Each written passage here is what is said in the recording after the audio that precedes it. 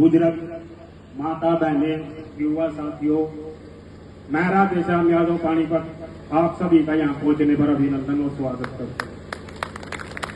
साथियों, आप लोगों को मालूम होगा कि ये जो आज सभा और मीटिंग की गई है कि अर्धवार्षिक जो मीटिंग होती है, इसका एजेंडा है कि जो समाज के अंदर कुरीतियां हैं उन कुरीतियों को कैसे खत्म किया जाए और एक सभ्य समाज का निर्माण कैसे किया जाए।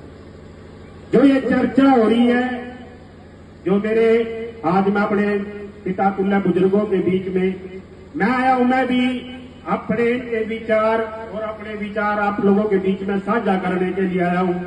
जो इनका अनुभव है उस अनुभव को साझा करने के लिए आया हूं। पानीपत जिले से मैं एक और एक मेरा साथी, दो भाई हम यहाँ पर आए और पानीपत जिले में एक ही गांव है यादवों का, गांव गढ़ी सिकंदरपुर, जिसमें दीवा गोद के 50 घर होंगे और पूरे पानीपत जिले के अंदर एक ही गांव है और उसमें एक आपका सबसे छोटा बड़ा भाइयों का, चाचा ताऊओं का एक लाडला बेटा भी है और पूरी टक्कर देता है, चाहे समाज के हक और अधिकार की बात हो, चाहे अपने हक और अधिकार की बात हो। बेखूबी बेबाकी से लड़ता हूं, समाज के लिए भी अपने अधिकार के लिए भी।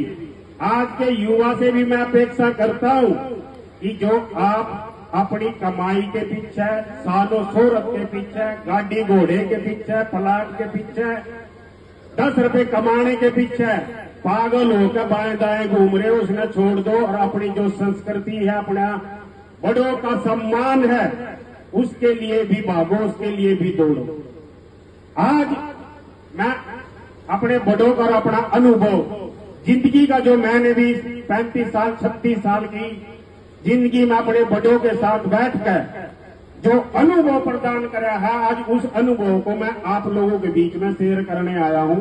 और कुछ बिंदु है, जिन बिंदुओं पर मैंने काम करा है, जिन पर मैंने समाज को देखा है, सोचा है, परखा है कि समाज के तहत आज इस समाज में क्या चल रहा है, कैसा चल रहा है, हमारी मां बहन बेटी समाज कैसे पिछड़ रहा है। तो इसमें मैं थोड़ा सा खाप का एजेंडा है कि खाप का ये था कि खाप में जितने भी सदस्य आए वो अपनी तरफ से अपना तर्क दे, बताए कि खाप को और समाज को कैसे बढ़ाया जाए और कुरीतियों को कैसे खत्म किया जाए, उस पर अपनी राय देना। उन राय पर मैंने भी अपने 12-13 बिंदु बनाए हैं। मैं अपनी खाप से अनुरोध करूंगा कि उन बिंदुओं को ध्यान से सुने, हमारी माता बहनें भी ध्यान से सुने। अगर आपको लगे कि हाँ हमारे भाई और बेटे ने अच्छा बोला है, इन विचारों पर मंथन करना चाहिए, तो लास्ट में हाथ उठाकर समर्थन कर देना। बाकी मेरे विचार मेरे पास, आप लोगों के विचार आपके पास। मैं किसी भाई का बुरा नहीं मानूंगा, अगर मेरी बातों में समर्थन जाहिर करता है तो नहीं है, तो वो आप लोगों की अपनी राय और मेरी अपनी राय होगी।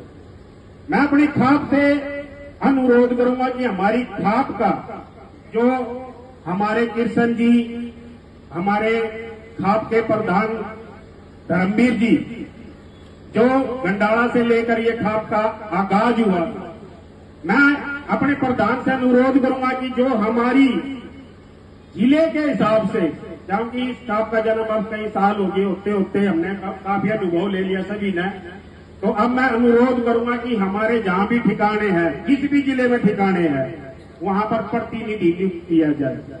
उन प्रतिनिधि का जो नियुक्त करने का फायदा ये होगा कि वो अपने जिले से, अपने शहर से साथियों को ज्यादा से ज्यादा मात्रा में लेकर निकल पाएंगे। जब किसी पास जिम्मेवारी होती है तो वो अपनी जिम्मेवारी का निर्वाह करता है और जिम्मेवार समाज के द्वारा बनाया जाता है।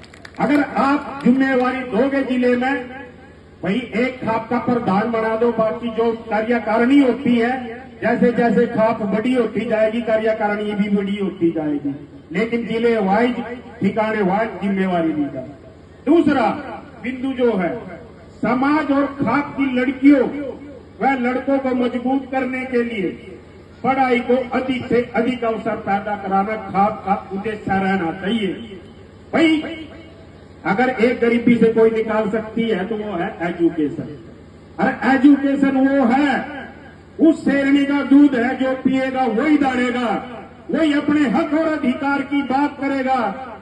किसी की छीना झपटी करने से, चोरी डकैती करने से गरीबी दूर नहीं होती। अगर आपकी गरीबी आपको उस दलदल से अगर कोई निकाल सकती है तो वो आपकी एजुकेशन, आपके संस्कार, आपकी पढ़ाई। तो मैं अपनी खाप से अनुरोध करूंगा कि हर साल ऐसी कोई मुहिम चलाई जाए जो गरीब, लाचार, असहाय बच्चे जो अच्छे से पढ़ नहीं सकते, जिनको अच्छी शिक्षा मिल नहीं पा रही, भाई खाप उनकी मदद करे।